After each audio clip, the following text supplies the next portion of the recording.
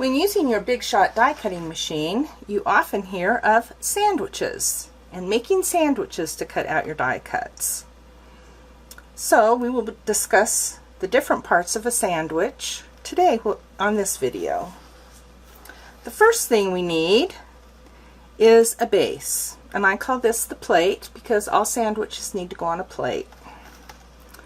The first is the multi-purpose platform, which came included with your Big Shot if you bought it before June of 2016. It has two tabs and this part here with pictures of things we don't carry anymore to help you. Well, we do carry like this. For Framelits and Thinlits, you would always have both tabs closed. And for an embossing folder, you can use either tab 1 or no tabs. This is the new Big Shot platform with a thin die adapter. You use your Big Shot platform with two cutting plates as shown, although they're called cutting pads. I've got to get used to that. And for Framelits and Thinlits, you will use the thin die adapter. There's a magnetic platform.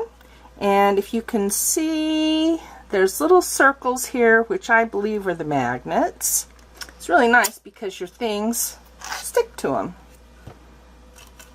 I mean, the Framelits and Thinlits are a magnetic metal and stick to magnets really well. Now you will use one of these bases, and you can choose which one for each sandwich. For sandwich 1, we will choose a plate. I prefer the magnetic platform for Thinlits and Framelits. You will need a bottom cutting pad, and I usually try to have that one be the most flat of the two. Although if it's really curved, have the curved side going up. You'll get better results. You'll need, this is your piece of bread. So we have our plate. Put our bottom piece of bread on. Our meat, because you always need cardstock. We will do you can use this for the 3D Thinlits, the Framelits, and the regular Thinlits, and some of the interactive Framelits and Thinlits. Okay, so you've got your plate, your bottom piece of bread, your meat, your cheese, and then you need your top piece of bread. And then you run it through your Big Shot by inserting it like this. I usually like to have it curved like this and the curved part up.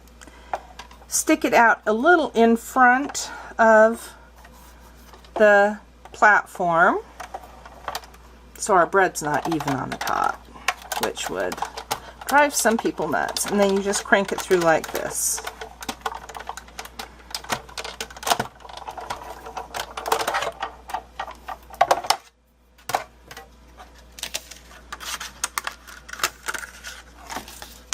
And it will come out, and you can see the little score lines, so you can easily fold it.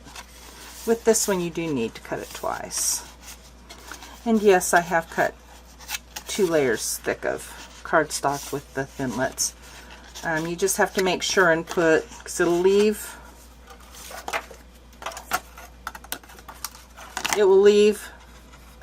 little embossed parts on the inside, so just make sure that the part where you see the fold line, the crease lines is in the center. Okay, now let's go for sandwich 2, which you need for detailed Thinlits. We need our basic platform. Again, I'm choosing the magnetic platform. For detailed Thinlits, you need the precision base plate, and this you use in place of your bottom cutting pad. So this really is your bottom bread. So we'll have 2 types of bread on this sandwich. Here's our meat, which is our cardstock. You can also use designer series paper with both Framelits and Thinlits. And we will cut several different things here. For our word Thinlits, I like to put a little piece of parchment paper underneath them. The detailed Thinlits, well, since we have extra, we'll just use it too.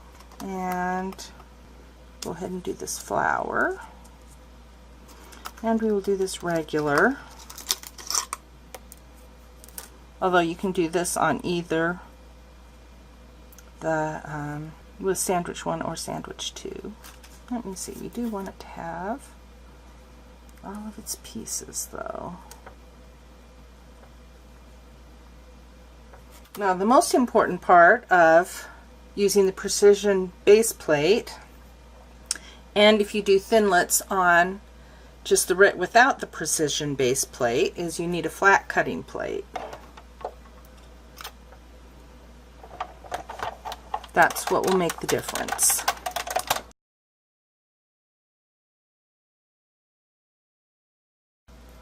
Now I like to pick them up and check and make sure they got all the way cut. You can't really, no, this one didn't get cut all the way. So when that happens, I just lightly, oops, my yum slid right off. And that's, okay, well it did get, the yum did get cut all the way through. So we will peel it off. And then we will, you notice the precision base plate is longer than the platforms. That's so you can get it off. So we will go ahead and put this upside down. I should have probably just rolled it through twice.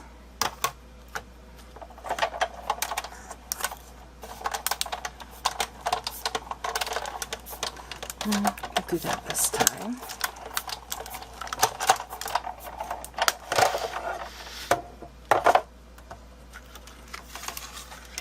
But there, now you can see all the cut lines on the cardstock, so you know that it cut properly. With this one, you just basically hold it and peel it off, and then hold one side and just peel it off. And it does attach to this part. For this, I usually just punch out the shape.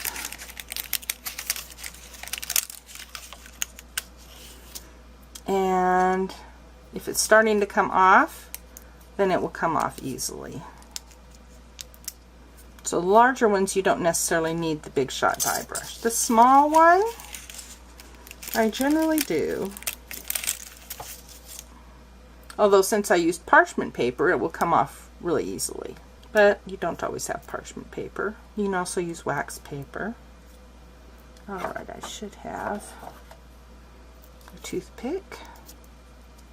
And I'll just run it down under the little stem. Alright, there you go.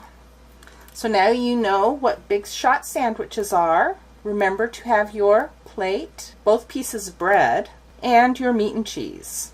And sometimes you can add a little lettuce, which is the parchment paper. So, have fun using your Big Shot and your Framelit and Thinlit dies. Thank you for watching, and you can subscribe to my YouTube channel. You can also subscribe to my newsletter, which comes usually twice a month with 3 exclusive projects on a membership site that is free. So, see you later. Thanks again. Bye.